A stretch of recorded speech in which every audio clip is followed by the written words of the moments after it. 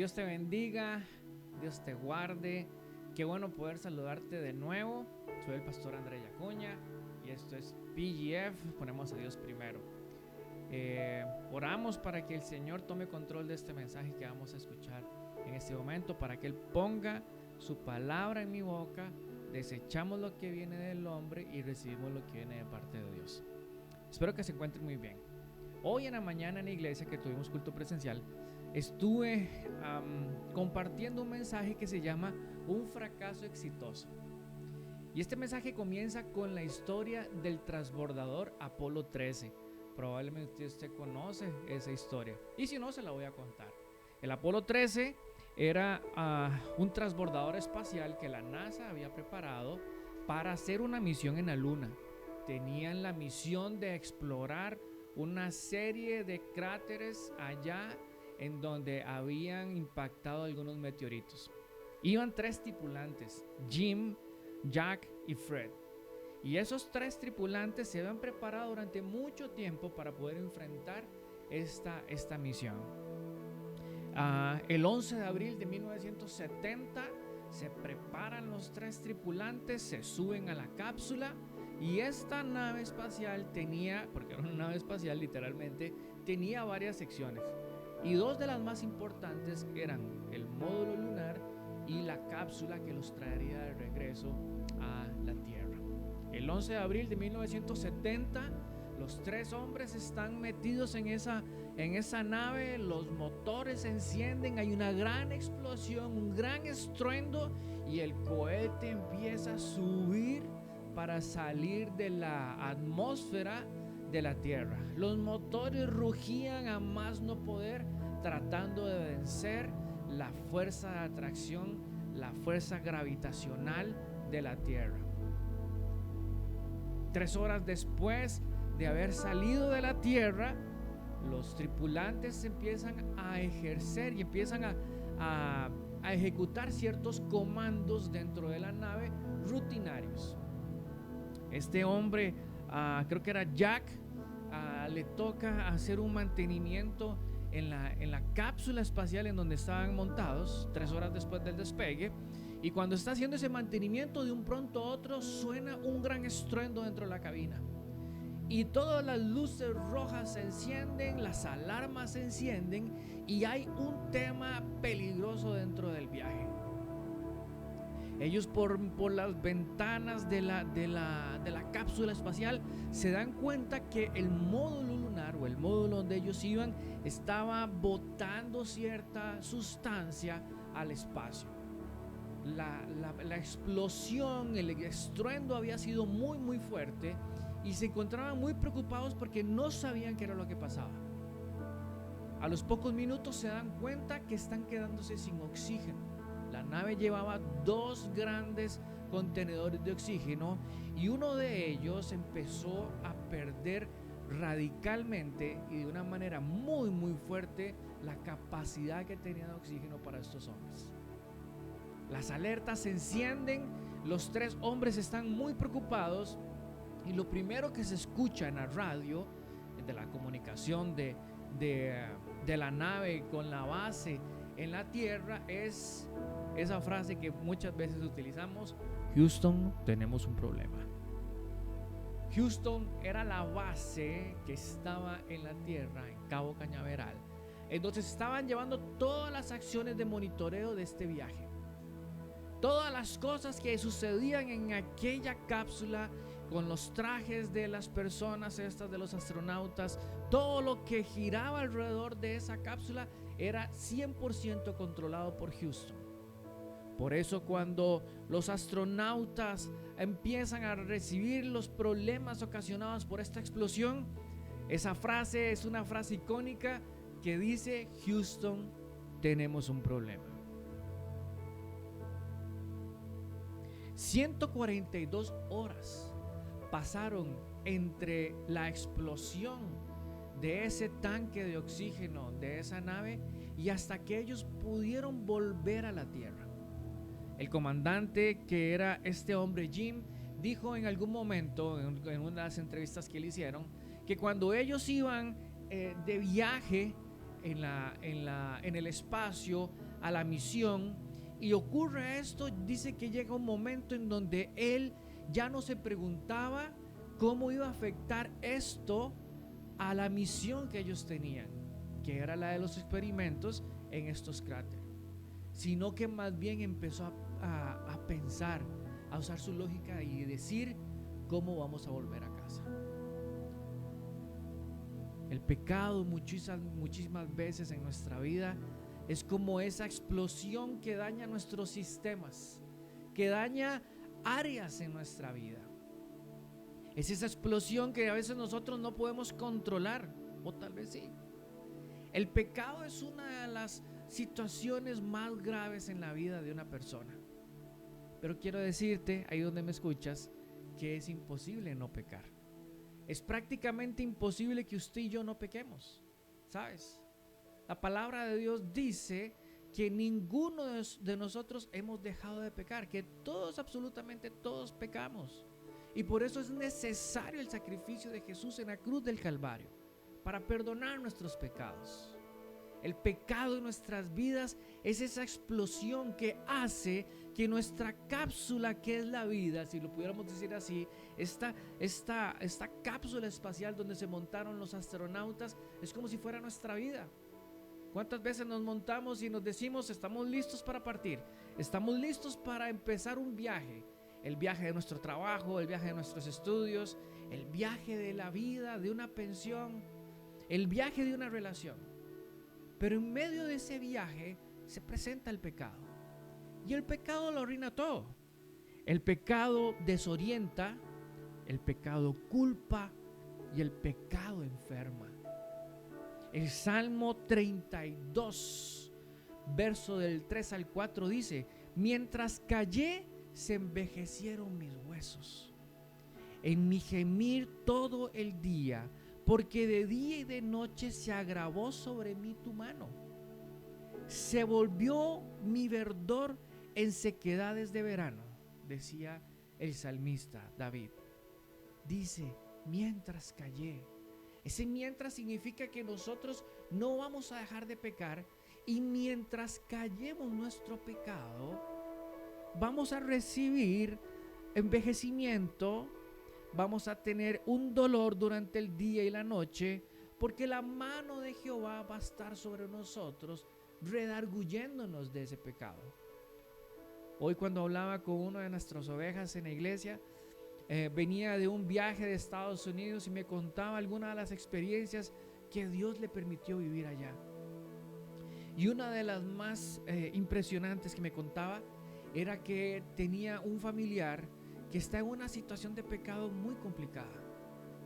Y este muchacho, cada noche, le decía a mi oveja, cada noche cuando se va a acostar, sabiendo que está en pecado, dice que levanta una oración al Señor pidiéndole perdón.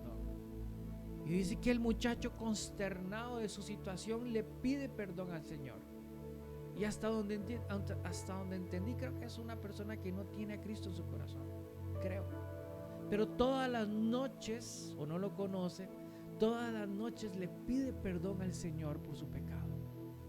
¿Sabe? Yo le decía a mi oveja hoy, eso significa que el Espíritu Santo que habita en él, que el Espíritu que está dentro de él, lo está redarguyendo de ese pecado. Cuando nosotros pecamos, que es imposible dejar de hacerlo, como lo decía anteriormente, siempre va a existir en los hijos de Dios algo que nos redarguye sobre ese pecado, y eso se llama Espíritu Santo. Y sucede porque nosotros somos hijos de Dios y conocemos que el Padre Celestial nos ama y sacrificó a su único Hijo para el perdón nuestro. Pero cuando pecamos y nos hacemos de la vista gorda, cuando pecamos y no nos duele, ahí sí hay una gravedad importante en nuestra vida. ¿Sabes por qué el dolor fue creado en el cuerpo humano? El dolor fue creado en el cuerpo humano y sirve para el cuerpo humano para decirle que hay algo que está mal, que dentro del organismo hay algo que no está funcionando. Así funciona el dolor. El dolor es la alarma que nos avisa que algo no está funcionando. Cuando usted y yo pecamos, nosotros sentimos esa necesidad a través del Espíritu Santo de decir algo no está bien, algo en mi vida no está funcionando. El Proverbios capítulo 15 habla de que cuando una persona guarda rencor, guarda su pecado, cuando una persona es consumida por su pecado, su rostro cambia, deja de ser hermoso para transformarse en un rostro duro, apático, triste. Yo no sé si usted ha visto a alguien así. Yo he visto muchas personas. A veces yo mismo me he dado cuenta que he estado más arrugado de la cuenta de lo que estoy, y posiblemente es por algo que llevo en mi corazón. Puede ser un pecado que no haya confesado. El corazón de una persona, del justo que confiesa su pecado, es transformado. Mire, amado, cuando nosotros estamos deleitándonos en un pecado, cuando estamos pecando y no confesamos nuestro pecado delante del Padre, eso es como, lo hablábamos hoy en la iglesia, es como alguien que deja la buena costumbre de bañarse. Y tal vez hoy dice, no me voy a bañar y no pasa nada, está haciendo mucho frío, no se va a notar. Y al segundo día dice lo mismo, no va a pasar nada, la verdad es que no huelo tan mal. Al tercer y cuarto día ya su olor va a trascender y otras personas lo van a notar. Así es el pecado en nuestras vidas. Es necesario que nosotros nos despojemos, nos limpiemos de todo pecado, confesándolo delante del Padre Celestial, para que en su misericordia seamos limpiados de todo pecado, limpiados de toda culpa. Sabes, cuando nosotros confesamos nuestros pecados, eso es un acto de humildad delante del Señor. Porque cuando no confesamos nuestros pecados nos volvemos orgullosos. Y la palabra del Señor en el Salmo dice que Él al orgulloso lo mira de lejos. Mas sin embargo al humilde de corazón, al que reconoce que ha pecado, al que reconoce que tiene una debilidad, a ese lo trae cerca de Él. El pecado lo único que va a traer en tu vida es destrucción. La palabra de Dios dice que todo aquel que encubra su pecado, ¿cómo dice? Exacto, no prosperará. No prosperará. Todo aquel que encubra su pecado no va a prosperar, mi amado. Tal vez usted ha estado en una época en donde no le han salido las cosas como usted quiere, en donde no ha prosperado, y no solamente financieramente, sino no ha prosperado tal vez en alguna relación, no ha prosperado con sus hijos, no ha prosperado en su trabajo, siempre vive un poco alcanzado, con el temor de poder llegar a final de quincena o a final de mes. Y si nosotros no hacemos un examen interior y nos preguntamos, Señor, estas son mis iniquidades, estos son mis pecados y es necesario que yo los confiese delante de ti. Cuando nosotros venimos y recibimos a Jesús en nuestro corazón, nosotros somos perdonados de todos nuestros pecados. No solamente de los pecados del día que conocimos a Jesús y lo recibimos como nuestro Señor y Salvador y de ahí para atrás. No, se refiere a todos los pecados, a los que están antes de esa fecha y a todos los que tendrían que venir. Ahora, una cosa es pecar y otra cosa es deleitarse en el pecado. Son dos cosas diferentes. Pero este mensaje va dirigido a que nosotros tenemos que confesar nuestro pecado delante del Señor. Hoy decía en la iglesia, no espero que nadie crea que tiene que venir a confesarse conmigo y confesarme todos sus pecados. Con los míos son suficientes. Con costos puedo, con los míos voy a estar escuchando el alguien más. No va a pasar eso. El Salmo 32, 1, 2 dice: oh, qué alegría para aquellos a quienes se les perdona la desobediencia, a quienes se les cubre su pecado. Sí, qué alegría para aquellos a quienes el Señor les borró la culpa de su cuenta, los que llevan una vida de total transparencia. Aquí la palabra es clara y dice, y se puede sobreentender, que nosotros vamos a pecar, porque dice: a quienes se les perdona la desobediencia. Mire, mi amado, mi hermana, mi querido hermano que usted me escucha ahí, hoy hicimos una encuesta rápida en la iglesia y yo les decía, levante la mano quien no peca. y tuvimos un 100% de pecadores. Esta iglesia es una iglesia que está llena de pecadores, incluyendo al pastor. Y eso es bueno. ¿Saben por qué? Porque tenemos a Cristo como nuestro Señor y Salvador y aquel que borra nuestra cuenta. Mire lo que dice la nueva traducción bíblica. Perdón, la nueva traducción biblia. La nueva traducción viva. Perdón, me emocioné. Es que me emocioné por lo que dice aquí. Dice, el Señor les borró la culpa de su cuenta. Amado y amada, yo no sé si usted cuando llega el final del día le pasa como a mí, pero yo llego a veces en la noche y digo, Jesucristo, ¿cómo en tan poquitas horas metí tantas veces la pata? Yo no sé si usted se identifica conmigo, pero hay veces que yo llego y digo, yo soy un profesional pecando. ¿Cómo es posible que en tan pocas horas haya tenido tantos errores? Y hay veces consciente o inconscientemente. Pero aquí dice la palabra que es dichoso aquel a quien se les perdona la desobediencia, que llevan una vida de total transparencia. Y la transparencia es con Dios. Esta transparencia que habla el Salmo 32, 1, 2 es acerca de ser transparentes delante de Dios. No sé si a usted le pasa, pero muchas veces uno peca o uno mete la pata el lunes y uno cree que ya para el viernes se le olvidó a Dios. Si a mí se me olvidó, también a Él. Y no funciona así. O la encuesta que hicimos hoy también en la iglesia, hay pecados chiquiticos y hay pecados muy grandes. Y los chiquiticos como que se sobrellevan más fácilmente. Pecado es pecado. Es lo mismo aquel que asesina una persona que aquel que roba. Ah, sí, pero yo no soy un ladrón, pastor. Yo no me meto en eso. Si usted se robó una resma de hojas blancas o se robó unas hojas blancas de su oficina, de la compañía que no es suya, eso es robo. Y es igual que el tema de matar, y es igual que el tema de desear la mujer de tu prójimo. Es lo mismo. No cambia, para Dios no cambia. Y aquí lo importante es que usted sepa y entienda que es de mucha alegría cuando a nosotros nos perdonan nuestros pecados. Cuando nosotros recibimos un borrón de nuestra cuenta pendiente de pecados. El Salmo 32, 5 además dice, finalmente te confesé mis pecados y ya no intenté ocultar mi culpa. Una de las primeras cosas que aprendemos estando pequeños es a decir no. Porque es lo primero que nos enseñan, no se suba, no toque, no coma eso, no salga. No. Esa es una de las primeras palabras que aprendemos. Y lo otro que aprendemos es que cada vez que metemos la pata, tratamos de ocultar nuestro error. Eso es naturaleza 100% humana. Y adivine de dónde viene. Viene de Adán y Eva. Adán y Eva metieron la pata y ¿qué hicieron? Escóndase. No fui yo.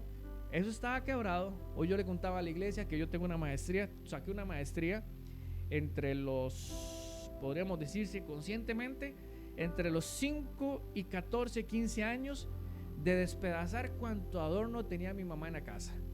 De los recuerditos de primera comunión, Biblias que tenían el Salmo 23 pintado ahí, todo el set de muñequitos de cerámica y adornos de cerámica. Yo tengo una maestría quebrando esa cosa en la casa de mi mamá. Era experto, destruyendo todos los arreglos de Navidad. Usted ha visto esos, bueno, en mi época, habían unos adornos que eran unos renos de estereofón. Yo por lo menos decapité 3. 3 me los eché y traté de esconder el cuerpo de Benito y no se pudo. ¿Por qué? Porque esa es nuestra naturaleza. Cada vez que nos equivocamos, nuestra naturaleza dice, ocúltelo, que no se den cuenta, que nadie sepa. Cuando David está escribiendo este pasaje o este salmo, hay una parte en donde dice que sus huesos se envejecieron. Había una traducción ahí, un estudio que decía que probablemente David, sentado en su trono, enfrente de todo el reino, de sus comensales, de sus guardias, David decía, nadie de estos sabe lo que yo estoy haciendo. Pero David también reconocía que su semblante, su cuerpo, su andar era diferente. ¿Por qué? Porque estaba ocultando ese pecado. Porque era como una olla de presión que trataba de contener la cosa que estaba en contra de Dios, la situación que estaba en contra de Dios. A veces pensamos que no se nota, y era como decía anteriormente, tal vez usted ha dejado bañarse durante 3 días, créame que la gente que está alrededor suyo lo va a notar, lo va a notar. El Salmo 32, verso 5 finalmente dice: te confesé todos mis pecados y ya no intenté ocultar mi culpa. Por eso el verso 1 dice que esta persona que rinde cuentas de sus pecados, que viene delante del Señor a decir sus pecados, es una persona transparente. Y aquí en el 32:5 dice: ya no intenté ocultar mi culpa, ya no quiero, Señor, mentirte, ya no quiero, Señor, engañarte, porque mucha gente piensa que pecando Dios realmente no vio ese pecado, que ese pecado que estoy guardando en mi corazón Dios no se da cuenta. No, es que resulta ser que en el momento que le hice, Dios estaba distraído viendo el sol, estaba distraído viendo las peticiones de otro hermano. No, es que el Señor se tapó los ojos y entonces no vio. No, eso no existe. Usted y yo no podemos engañar a Dios sobre nuestros pecados y nuestra vida. Él tiene control y conocimiento absolutamente de todo. Pero cuando no tenemos esa humildad para venir y presentarnos delante de Él confesando nuestros pecados, lo que viene es destrucción para nuestra vida. Y no solamente para nosotros, sino para los que están alrededor de nosotros. Viene la confusión. Es ese momento en donde nuestra cápsula de vida que nos montamos para ir de un lado A a un lado B, uno de los sistemas falla y perdemos todo el control, y lo que se suponía que era una misión de conquista se transforma en una misión de rescate. Se transforma en una misión, como decía el comandante Jim, ya no importaba llegar hasta el lado B, ahora lo que importaba era cómo volver a casa. El pecado hace que en muchas ocasiones nosotros perdamos la perspectiva de las cosas que son realmente importantes y olvidemos cómo volver a casa, cómo volver a casa del Señor, cómo volver a la bendición que Dios tiene para nosotros. El pecado te va a aturdir, el pecado te va a amargar, el pecado corta la bendición que Dios tiene para tu vida. Si lo ocultas, no vas a prosperar. En Hebreos capítulo 4, verso 15, dice que tenemos un sumo sacerdote que fue probado en todo y que nunca pecó. Y nosotros, a través de este sacerdote, tenemos acceso al trono de la gracia para recibir misericordia. Es a través de Jesucristo que nosotros recibimos misericordia a causa de nuestro pecado, para ser perdonados. Cada vez que un pecador se arrepiente, cada vez que nosotros nos arrepentimos y vamos donde el Señor a confesar nuestro pecado, nos estamos acercando más a Él. Y la palabra que dice que todas las cosas están siendo hechas nuevas se cumple en nuestra vida. ¿Por qué? Porque reconocemos que hay un dolor en nuestro corazón, que algo está fallando. Reconocemos que en nuestra cápsula espacial uno de los sistemas no está funcionando. Y en vez de decir, Houston, tenemos un problema, decimos, Señor, tengo un problema. Tengo un problema, Señor, con este pecado, Padre, que se ha arraigado a mi vida, y quiero confesártelo y quiero decirte lo que este pecado causa en mi vida. Quiero que me perdones y lo alejes y lo lleves lejos de mí en el nombre de Jesús. Cuando confesamos nuestros pecados, dice el Salmo 32, hay gran fiesta. Y el hombre que confiesa su pecado y es perdonado, dice que es bienaventurado. Dice que tiene una gran bendición. Y algo más que deja esto es lo siguiente. Una vez que David confiesa su pecado, en el verso 8 del Salmo 32 dice, el Señor dice, te guiaré por el mejor sendero para tu vida. Te aconsejaré y velaré por ti. No seas como el mulo o el caballo que no tienen entendimiento, que necesitan un freno y una brinda para mantenerse controlados. Cuando confiesas tu pecado, cuando recibes el perdón de tus pecados, dice el Señor que Él te va a guiar. Dice, te guiaré por el mejor sendero para tu vida.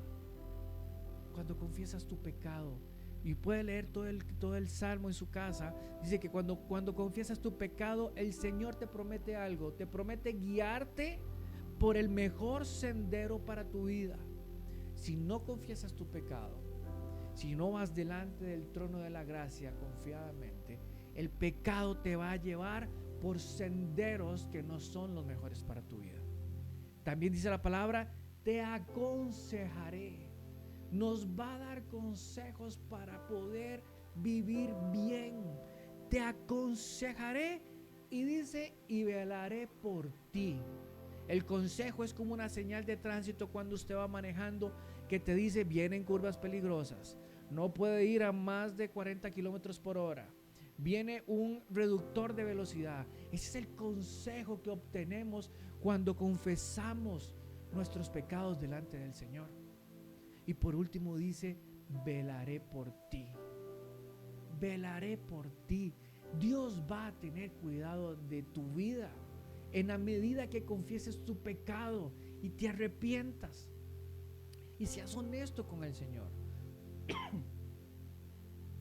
Dice finalmente, y esto hizo mucha gracia en la iglesia hoy, porque si usted no confiesa su pecado, si usted no viene delante del trono del Señor y confiesa su pecado, su falta, usted va a ser como un caballo o como un mulo.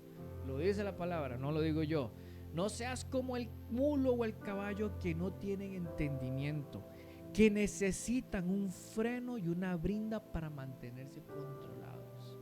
La persona que no confiesa su pecado es una persona como esa cápsula del Apolo 13 que con un daño piensa que va para una misión, pero en realidad está rebotando y perdiendo todo su curso, desperdiciando muchas cosas valiosas, llevando un estrés increíble y se sigue moviendo pero alocadamente.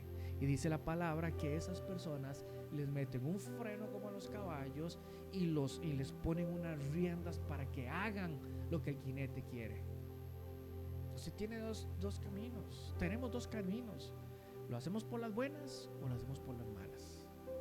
Yo prefiero confesar mi pecado delante del Señor y decirle, Señor, ¿sabes qué? Me he dado cuenta que estoy pecando en esto y esto. Señor, no he estado haciendo lo correcto delante de tus ojos y quiero pedirte perdón. Señor, y quiero pedirte que me ayudes a dejarlo, que me ayudes para no ser presa del pecado, para no morir en el pecado, porque la paga del pecado es muerte, dice la palabra. Finalmente esta historia del Apolo 13 termina con una frase que a mí me impresionó mucho. Vi un documental acerca de los hechos reales del Apolo 13 y dice que cuando los astronautas lograron regresar, una de las cosas más importantes que sucedió fue que cada movimiento que hicieron los astronautas después del evento catastrófico de la explosión fue seguir las indicaciones específicas que le daban los miembros que estaban en Houston. Houston, se nos está acabando el oxígeno, ¿qué hacemos? Ok, les vamos a decir paso a paso cómo hacer un filtro para que puedan tener oxígeno. Houston, nos estamos quedando sin agua, ¿qué hacemos? Les vamos a mandar un cronograma, un plan de hidratación para los tres para que puedan sobrevivir.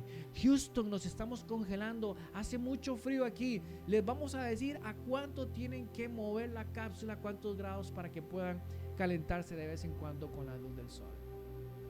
Todas y cada una de las instrucciones que recibieron los tripulantes de esa nave espacial vino de Houston. Si tú quieres que Dios te aconseje, que Dios vele por ti, que Dios te guarde, debes de confesar tu pecado delante de Él.